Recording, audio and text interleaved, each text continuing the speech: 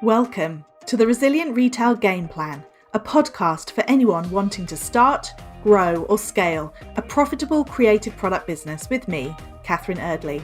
The Resilient Retail Game Plan is a podcast dedicated to one thing, breaking down the concepts and tools that I've gathered from 20 years in the retail industry and showing you how you can use them in your business.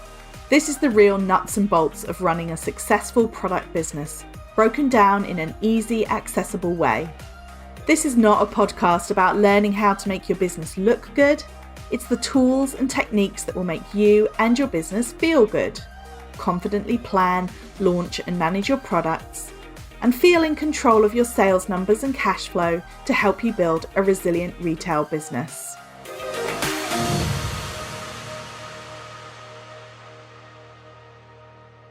Hello and welcome to this bonus episode of the Resilient Retail Game Plan. My name's Catherine Eardley and I am your host as well as the founder of the Resilient Retail Club. The Resilient Retail Club is my membership group for creative product businesses and you can find out more at resilientretailclub.com. So this episode is a direct response to the news announced by Boris Johnson on Saturday, 31st of October 2020, that the UK, or I should say specifically that England, is moving into lockdown for 1 month from Thursday. So today is Monday the 2nd of November when I'm recording this, and what I wanted to do was put this podcast episode out as a reminder to anyone listening who has a creative product business that there is so much that you can do for your business, even if you may be feeling very deflated and frustrated with this news. When we went into lockdown back in March, the first time around, then I put together a similar blog post, which was one of my most popular, my most read blogs ever. And a lot of people told me that it helped them get in the right frame of mind for going into lockdown. And I think what's really fascinating this time around is, in some ways, lockdown 2.0, if you like, feels much harder because we've been through it once. We know that it was really tough. We came through the summer where it was looking quite hopeful. And now we've had to accept that things are not going to keep going on that upward trajectory, that we're going to have to go back into lockdown. In a lot of ways, mentally, it's felt a lot harder. But on the other hand, there was a huge amount of uncertainty going into lockdown. The first time around, we just didn't really know what was going to happen. We'd no idea how the customer was going to react, if they would keep buying, what they would be buying. And this time around, we have the benefit of that experience. So we know that for some small product businesses, those of them especially with a really strong digital presence, they actually had some of their best months ever during April and May. So it is not for certain a kiss of death to retail businesses to be going into lockdown, even though obviously if you have a physical premise, then there's lots of specific ramifications for you. And I don't say that lightly. For example, I recently just did a piece for Forbes about how the West End are forecasting that they're going to be losing £2 billion worth of sales because people are not going to be going there for their Christmas shopping. But at the same time, what the message that I really want you to take away from today is that although, yes, there will be challenges, this doesn't mean that Christmas is cancelled. This doesn't mean that people won't be doing their Christmas shopping. And in fact, it's all to play for. So what I really wanted to focus on were some practical things that you could do to look at your business and to keep moving forward. So 7 things that you can do to help your business right now. Number 1 is don't panic. I know that this is coming at the worst time for retail. Historically, December was always the biggest Christmas shopping month. The advent of Black Friday, or the adoption of Black Friday coming over from the US, has meant that a lot of the sales that were happening in December have been shifting forward into November over time. So actually now November stands in the retail industry calendar as the biggest month. So to have lockdown during the biggest month feels really, really difficult. And of course, as I often say, we're not just business owners, we're 360-degree people. So we're not just thinking about our businesses, we're thinking about our loved ones, we're wondering about childcare and schooling, we're thinking about friends and partners whose jobs might have been impacted. We're going to be worrying about elderly relatives. There's so many different things that we have going through our minds that it can feel very overwhelming, and trying to work out what to do with your business can just feel like one more thing that you have to deal with. But the reason I say don't panic is because paralyzing fear is just going to compound a difficult situation and make it worse. So if you need to take some time, take it, talk to your loved ones, talk to your friends, do what you need to do, squeeze in what you can do before Thursday, take that time, step back if you need it, try and get some perspective. And then that way you'll have more energy to come back and focus on the things that you can control instead of getting stuck in what you can't control. So again, I know it may sound flippant to just say don't panic, but by that I mean take things as they come. Don't let yourself get overwhelmed. Deal with what you need to deal with right now. Step back if you need to, and then come back to your business with renewed focus when you're ready. Okay, so point number 2, some things that you can do right now for your business. This is really about running the numbers, taking a look at your sales and what you were planning on taking, and then what you think you might realistically take now. So if you, for example, had a big event planned in and that was going to take a certain proportion of your sales, but that's not going to happen, then you need to take that out of your sales forecast. You need to run a few different scenarios. If, for example, last time during lockdown, you actually had an incredible time, then take a look at that. Look at what lockdown boost plus Black Friday means for your business. What could that actually look like in terms of sales? And then have a look at what it might look like if you can't replace some of the sales from events, for example, that you were going to be going to. And also take a look at maybe a worst case scenario. So you want to end up with roughly 3 numbers. So what do you think you could take maximum?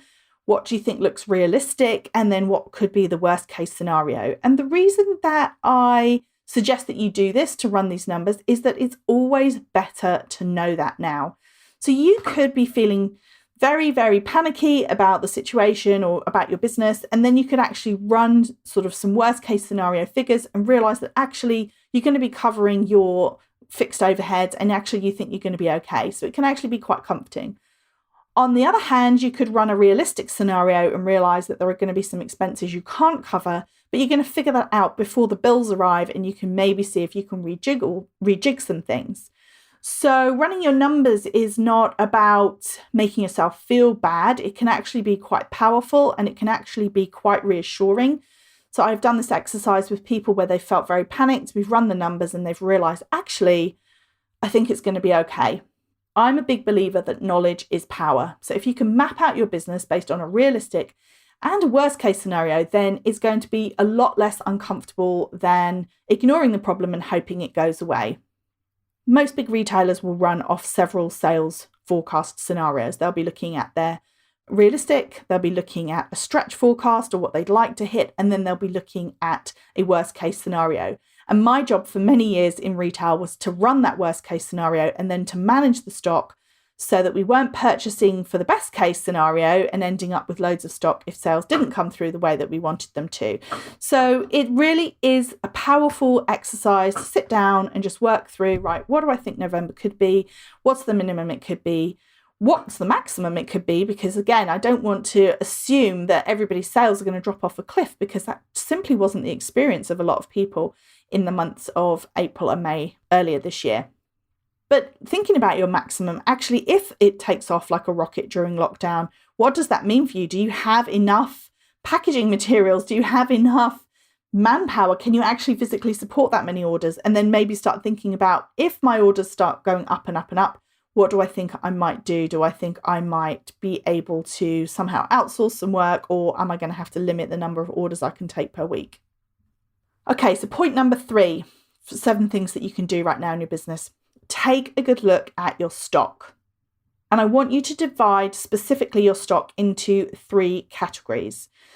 The first category is stock that you'd happily be able to sell in January. Now, you may be bulking up on that kind of stock because you're expecting Christmas sales. So maybe you've got a bit too much of that stock for what you would really want to have if your sales don't come through.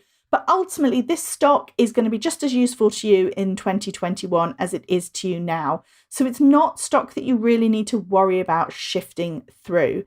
It is what I would like to call safe stock, for example. Now, obviously, maybe your cash flow is going to be tough if you've got lots and lots of this stock, and more than necessary if your sales don't come through the way that you want them to. But it's not stock that you have to take action against necessarily. This is stock that you would be just as happy to have on your website come January. The second group of stock that you need to think about is stock that isn't seasonal, but it isn't selling very well. So this could be things that are slow sellers, or it could be ends of line stock that you could happily put into a promotion in order to clear through it, for example. Probably every business owner has those products that they know in their heart of hearts hasn't really been selling. If they do want to put together a stock clearing promotion, for example, or an event, then that is the kind of stock that they want to target. And then the third pot of stock is your seasonal stock, or what I like to call your brown bananas. So this stock has a metaphorical, sometimes literal shelf life, if it's food, for example, consumables. If you don't sell this stock at Christmas, you're going to be waiting a year to sell it. And for some stock, that will mean that it'll have to be thrown away or destroyed because it won't last until next Christmas. So this stock it's called brown bananas because once it gets past a certain date, then nobody wants it at all. So it's things that say Merry Christmas on the 26th of December, nobody's going to want to buy it. You need to be clear on the brown bananas in your business so that you can focus through clearing through this stock before the end of the festive season. So in terms of urgency, the first thing that you really need to clear through is your seasonal stock, which means this is what you need to be talking about. This is what you need to be focusing on. This is what you need to be putting out in your email marketing, having on your homepage, showing up on Instagram stories and showcasing. All of those things, you need to be really emphasizing the seasonal stock, not only because it's the perfect thing that your customer's looking for right now, but secondly, because for you as a business, this stock is the most critical for you to sell through before the end of the festive season. And if you take the time to go through your stock in this way, you'll again understand where potential problems might be, and you'll also understand what you need to do before it's too late to do anything about it. Okay, so point number 4, once you have run your numbers, taken a look at your stock, is make yourself a plan. You've got your sales figures, your stock figures, sit down with a pen and paper, and then work through all of the options that you have open to you right now. So if you've done one of my courses or my challenges before, you'll know that I love the approach of brainstorming 25 different options. So if you sat down with a pen and set a timer for 20 minutes and just wrote down ideas of how you could grow your sales or how you could push your sales in the month of November, you'll have 3-4 ideas right on the top of your head. But then once you keep pushing, you'll start generating additional ideas, things that you maybe hadn't thought about before or had thought about and discarded. So these ideas could be almost anything. Can you collaborate with others to promote your business? Have you talked to other business owners about doing a collaborative giveaway but never let it take off? Could you look at some online events that perhaps are happening that you wouldn't have thought about before, but now some of your offline events are cancelled, you're going to give it a go?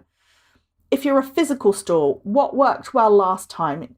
Click and collect, free local delivery, whatever it was that you did that worked, whether it was video appointments where you walked a customer around your shop and helped them pick things out. What did you do last time that was beneficial? And make sure that you note that down and remember that so you can do more of that this time. There could also be opportunities, for example, local or national PR. The news at the moment is full of stories about small businesses. So are there opportunities for you to get some local or even national press? Once you've brainstormed all these ideas, to avoid overwhelm, pick 3 that you can make a start on right away and then put them into action. Another thing to think about is if you haven't already planned out what your Christmas promotional messages are going to be, then this is now the time to do that. And I've got a podcast coming out actually later this week all about Christmas promotions if you want to go into that in more detail. The top line is, don't assume that you have to use discounts to drive sales. Your promotional messages are just the main conversation that you're having with your customer each week. So think about between now and Christmas, what are those conversations going to be? Do you want to have some events where you're clearing through unproductive stock? Or do you want to focus any discounts that you have around seasonal stock so that you can be sure to shift through it? Take the time to work out what you want to do and when, if you don't already have a seasonal promotional plan in place. And if you do have a seasonal promotional plan in place, just have a look at it and decide, do you want to tweak anything? Do you want to add any additional messages? Is there anything that you can layer on top as well to keep pushing your business forward at this time? Okay, so point number 5 then, go through the practical stuff. Yes, this is the really exciting stuff, I know. But if you take 10 minutes to run through all of the practical aspects of lockdown, it's going to be helpful. Can the people who work with you still help you out? What does it mean for your workplace? Check all the regulations about who can come in where and how you have to accommodate them. Do you need to squeeze in any in-person training before Thursday so that you can get somebody trained up, ready to go, so that even if they have to come in and work without you there, that they're able to do that? Do you have all of the supplies? What about mailing supplies, stickers, labels, tape? Do you have everything you need? Do you need to talk to your printers to make sure that any postcards or inserts that you use in your packaging are still available?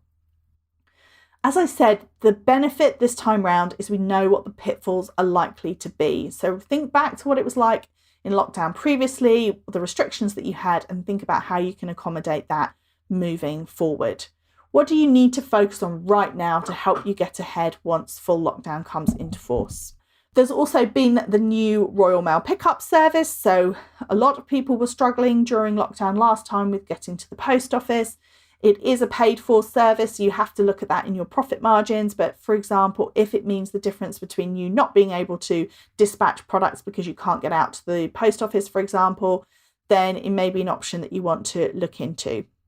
Think about splitting out your tasks as well. So if you do have people helping you, what can they do? Is there anything that they can do from home? Can you rejig the tasks that you do in general in the business and see if there are any that people can do working from home? For example, a good one to think about is customer emails. Can they be handled by somebody who's working remotely? Do you even need to pull in a VA, a virtual assistant, so somebody for 8 weeks, say, to just help you during this peak period, so that even if you can't work at full capacity, you've got some additional backup help? What can you do to make the whole thing flow? How can you split out tasks? Who can you give things to do? Even if you have to create a chain of people in the local area that you can hand things off to and they pack them and wrap them, can you start thinking about that now? Can you start dropping packaging supplies, for example, off to them so that you're ready to go? So if you actually spend the time to map out any practical challenges and brainstorm how you can overcome them, again, this just helps you get into a better place mentally. It moves you from that feeling of being stuck and panicky and overwhelmed to actually thinking, all right, I can do this. I've done this before. I'm a great problem solver. People who run small businesses are naturally great problem solvers. So think about that. Engage your creativity and your problem solving ability and put together a plan to get you through the next 8 weeks. Okay, so point number 6 then. I think I said this last time, but it still holds really, really true. And that is stay close to your customers. So be there. Think about selling as service. Often we find it really difficult to promote ourselves and our businesses, but how can you help your customers? Think about it from that point of view. How can you meet them where they are right now? And just like I said last time, meeting them where they are right now is generally easier than you think because it's probably where you are too. So if you're uncertain, they're no doubt uncertain. If you're stressed, then they're stressed. So talk to them and meet them where they are. Have those shared connections. Don't pull back from them. When things are tough, the natural instinct is to pull back and retreat. But right now, this is a great time for you to be stepping up, meeting your customers where they are, especially your loyal customers. In terms of physical retail, what was so amazing about physical retail last time was the way that the independent retailers really played a crucial part in the community, helping out some of the most vulnerable members and being part of the solution. So offering to drop products off for people, offering to deliver things to people's houses. So how can you and your store be a part of your community's response to this crisis? And there have been lots of statistics to show just how much goodwill towards local retail has grown over time, just how much people have enjoyed discovering their local retailers, and just how much people intend to keep shopping with local retailers after all of these restrictions are lifted, because they have really come to appreciate the vital role that retail plays in the community. So there is so much to be gained for independent retailers to really think about how they can serve their community. And the same for online retailers and brands too. Think about what your customer is going through and reach out to them. Don't forget about email. I'm a very passionate proponent of small businesses using email because these are your warmest customers. Nobody is more likely to buy from you than somebody who has already bought from you. So don't stop emailing them. Focus on keeping in touch. This is Christmas. People are thinking about Christmas shopping. They want to see product. They want to see present ideas. They want to hear from you. So make sure that you have a plan to be regularly emailing, ideally every week, every 2 weeks, if that's the best you can do. It doesn't have to be hugely complex, incredibly in-depth emails. It is fine for it to be a picture of a product of the week and a description. That's fine. But just keep talking to your customers, keep in contact with them, be visible on social media. Don't forget to reach out to them. As much as it's easy to get really caught up in the fear and the worry about the economic situation, all of which is fully justified, the thing I just want to really highlight is that there's two forces working here. On the one hand, we have economic uncertainty and decreased spending, so people will be spending less, they will be watching their pennies. However, at the same time, there's been this huge growth in conscious consumerism that's been really accelerated by the pandemic. So that's about people wanting to buy less, but buy better. And that really includes buying from businesses who share their ethics and their values. And this year, this Christmas, a gift from an independent business, I think, is going to be the gift that people want to give. So just remember that even if the size of the overall pie is shrinking, the piece of the pie, the size of the piece of the pie that is being given to independent retailers and brands is growing. So people want to support small businesses. They want to feel like they're buying from somebody who is in line with what they believe, and they want to feel like they're doing a good thing by purchasing from you. The best way to show them that is to showcase the fact you're a small business, to show up on social media, to be the face of your brand, and to really connect with them, to tell them what your values are, to tell them why you started your business, to share your stories. These are all a really crucial way for you to keep connected to your customer. And that is what will help you weather the storm. And again, if we look back to what we learned from lockdown in April and May, then for sure the businesses that were there communicating with their customers, supporting their customers, meeting their customers where they were, talking about their businesses, talking about what's going on for them and sharing their values and their stories, they were the ones who actually have had a really strong sales year. So don't retreat. Be there for your customer. Keep showing up. Keep telling them what you're doing and why you're doing it, and just keep sharing and being present. And then my final point is do whatever you need to show up in a positive way. And again, I know this is easier said than done, but let's go back to this idea about if you're at a market and it's raining and some people are going to be there huddled behind their stalls and they're going to be complaining or feeling miserable because it's wet and it's cold and they're not having a good time. And then you have the person who embraces the fact it's raining, is dancing around behind their stall and just telling people, come on over, come and have a look, and who's being chatty and out there and bubbly. And that's the person that everyone will gravitate towards.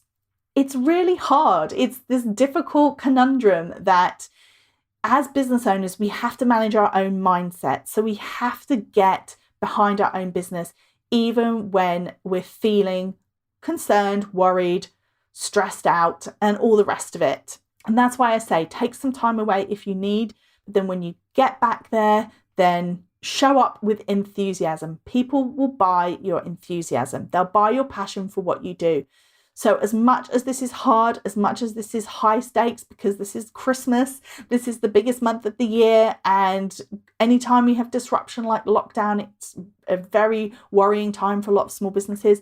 But you have to do whatever you can so that when you're showing up for your business, you're showing up in a positive way, because that is what will draw your customers towards you. Look at all of the support that's out there for small businesses. The community out there on Instagram is amazing. There are so many people who are there supporting and cheerleading small businesses and helping them feel like they're not alone. I know for any club members who are listening in the Resilient Retail Club, we've started doing weekly catch-ups on a Friday, so you can come along, share your successes and have that support, as well as daily support in the Facebook group. So find your community, find the people around you who are going to lift you up. If you've got a small business buddy, make a pact that you're going to try and Motivate each other every day. Find a playlist of upbeat songs and listen to them every day before you get started or before you start working on your social media, so that you know that when your customer's hearing from you, you don't have to pretend that everything's fine and not mention lockdown at all. I'm not saying that. I'm not saying you have to be, toxically positive. But at the same time, remember that these are your products that you've worked hard on, that you're passionate about. These are the products that are going to help somebody else have an amazing Christmas. So go out there and show your customers what you've got, share your passion.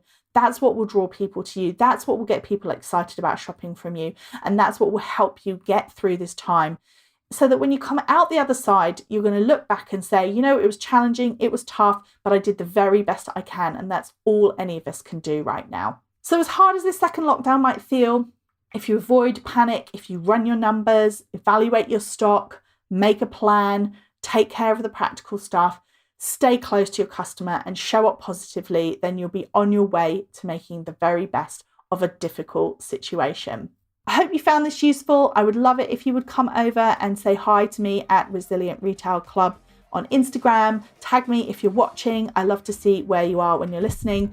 If you know of anyone who's finding it hard right now, please share this episode with them. I'd love to help as many people as possible get in a great frame of mind and ready to meet the challenges of a busy Christmas season. And if you've enjoyed this episode, why not get one of my toolkits? They are my bundles of free resources to help you in your business. There's one for every stage of your business journey. You can find out more at resilientretailclub.com/toolkits. There's one to help you start your business, grow your business, and scale your business. And it's a mixture of ebooks, PDFs, and videos to help you move your business forward. Don't forget as well, if you rate and review the podcast, it really helps more people discover it. So I would love for you to take a minute for you to do that. And then don't forget to subscribe as well to hear about new episodes as soon as they are released.